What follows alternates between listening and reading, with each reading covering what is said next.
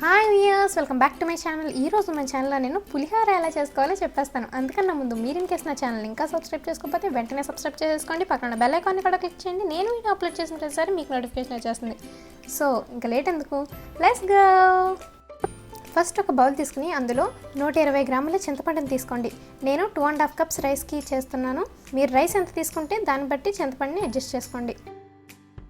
ఇప్పుడు వీడియోలో చూపిస్తున్నట్టుగా చింతపండునంతా సపరేట్ చేసుకోండి.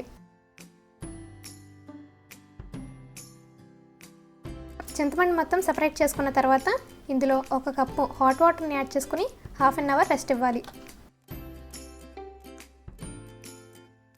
హాఫ్ అన్ అవర్ తర్వాత వీడియోలో చూపిస్తున్నట్టుగా చింతపండు మొత్తం సాఫ్ట్గా అయిపోయి ఉంటుంది. దీనివల్ల మనం చింతపండు గుజ్జుని చాలా ఈజీగా తీసుకోవచ్చు. ఇప్పుడు ఈ చింతపండుని బాగా పిసికి ఇందులోంచి గుజ్జును సపరేట్ చేసుకోవాలి. ముందు వీడియోలో చూపిస్తున్నట్టుగా చింతపండు మొత్తం బాగా పిసకాలి. ఇప్పుడు వేరొక బౌల్ తీసుకుని అందులో ఒక స్ట్రైనర్ని పెట్టుకొని మనం స్క్వీజ్ చేసి పెట్టుకున్న చింతపండు మొత్తం యాడ్ చేసుకుని జ్యూస్ మొత్తం సపరేట్ చేసుకుని పెట్టుకోవాలి. ఇదే సేమ్ ప్రాసెస్ మరొకసారి చేసుకోవాలి. ఇప్పుడు 1 కప్పు వాటర్ని యాడ్ చేసుకుని మరొకసారి మిగిలిన చింతపండులోంచి కూడా గుజ్జును సపరేట్ చేసుకుని పెట్టుకోవాలి.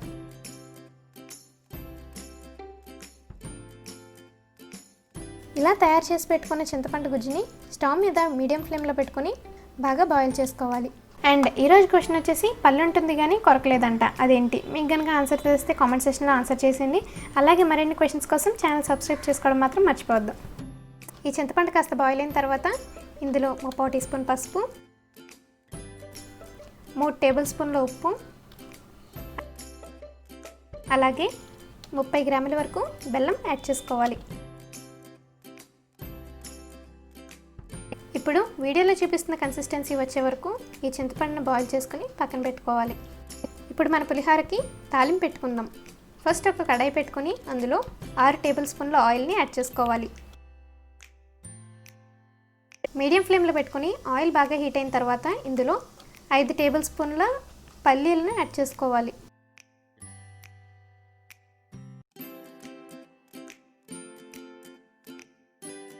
ఈ పల్లీలు ద్వారగా వేగిన తర్వాత ఇందులో 4 టేబుల్ స్పూన్ల పచ్చిశనగపప్పుని యాడ్ చేసుకోవాలి. బాగా కలుపుతూ కలర్ లైట్గా చేంజ్ అయ్యే వరకు ఫ్రై చేసుకోవాలి.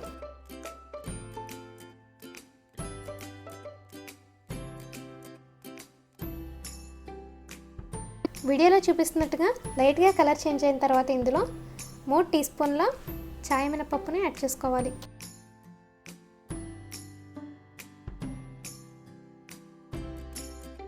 ఇప్పుడు ఇందులో 3 టీ స్పూన్ల ఆవాలు, అలాగే 1.5 టీ స్పూన్ జీలకర్ర కలిపి యాడ్ చేసుకోవాలి. 8 నుంచి 10 ఎండుమిరపకాయల వరకు వీడియోలో చూపిస్తున్నట్టుగా కట్ చేసుకుని యాడ్ చేసుకోవాలి. ఇప్పుడు ఇందులో 3 నుంచి 4 రెమ్మల కరివేపాకుని యాడ్ చేసుకోవాలి. 8 నుంచి 10 పచ్చిమిరపకాయలను ఘాట్లు పెట్టుకుని యాడ్ చేసుకోవాలి. ఇప్పుడు ఈ పచ్చిమిరపకాయలను కాస్త వేపుకోవాలి. ఈ పచ్చిమిరపకాయలు కూడా కాస్త వేగిన తర్వాత ఇందులో 1 ఇంచు అల్లం తీసుకుని చిన్న ముక్కలుగా కట్ చేసుకుని యాడ్ చేసుకోవాలి. ఇప్పుడు మనకి తాలింపు ఆల్మోస్ట్ రెడీ అయిపోయినట్లే. ఇప్పుడు ఇందులో మనం ఉడకపెట్టుకున్న చింతపండుని యాడ్ చేసుకోవాలి. మనం తయారు చేసుకున్న చింతపండు మొత్తం యాడ్ చేసేసుకుని 5 to 10 మినిట్స్ మీడియం ఫ్లేమ్లో పెట్టుకొని బాగా కలుపుతూ ఫ్రై చేసుకోవాలి. అండ్ లాస్ట్ వీడియోలో క్వశ్చన్ ఏంటంటే జాపనీస్ కన్నా ఇండియన్స్ ఎక్కువగా ఎందుకు రైస్ తింటారు అని. ఆన్సర్ ఏంటంటే జపాన్ పాపులేషన్ కన్నా ఇండియా పాపులేషన్ ఎక్కువ, అందుకే రైస్ కూడా ఎక్కువగా తింటారు. ఇప్పుడు మనం రెడీ చేసుకున్న మిక్చర్ని రైస్లో యాడ్ చేసేసుకోవాలి. రైస్ తీసుకుని ఇందులో 1.5 టీ స్పూన్ పసుపుని యాడ్ చేసుకోవాలి. రైస్ కుక్ అయిపోయిన తర్వాత ఒక 15 to 30 మినిట్స్ వరకు ఆరబెట్టుకోవాలి.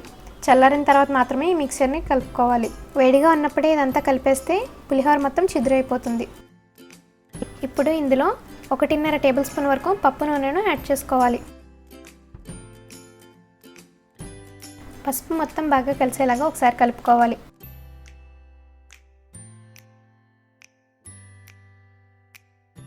ఇప్పుడు ఇందులో మనం తయారు చేసి పెట్టుకున్న పులిహోర పేస్ట్ని యాడ్ చేసుకుని రైస్ అంతా పట్టేలాగా బాగా కలుపుకోవాలి.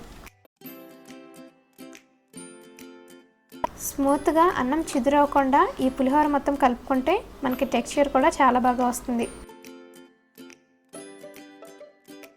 మీకు ఈ వీడియో నచ్చినట్లయితే లైక్ చేయండి, షేర్ చేయండి, అలాగే మీకు ఎలా వచ్చిందనేది కామెంట్ సెక్షన్లో మెన్షన్ చేసేయండి. Don't forget to subscribe. Bye.